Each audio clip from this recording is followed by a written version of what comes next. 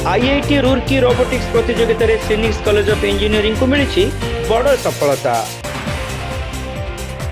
आधुनिक जुगरे यंत्र चालित तथा आधुनिक ज्ञान कौशल रे पारदर्शिता हासिल करिबारे श्रीनिक्स कॉलेज ऑफ इंजीनियरिंग रो युव जंत्री मानक मिली बड़ सफलता।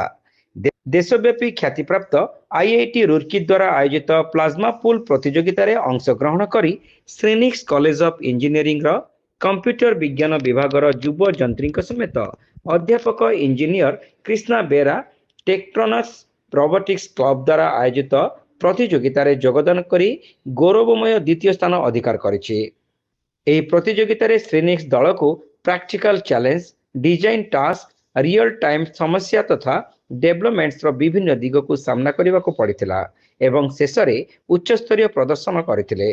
अनुष्ठान रो शेष वर्षर छात्र विवेक प्रताप सिंह, सत्यरंजन महांती, सुजल सामंत, भाग्यरंजन बारिक प्रमुखंकर अक्लांत परिश्रम तथा गाइड इंजीनियर श्री बेरांकर प्रत्यक्ष तत्वावधान एवं मार्गदर्शन रे एही सफलता मिलिछि बोली अनुष्ठान प्रतिष्ठाता डॉक्टर पूर्णचंद्र नायक तथा अध्यक्ष डॉक्टर जसवंत कुमार महांती एवं academic dean professor doctor Arvind Panda मत प्रकाश करिसेंती।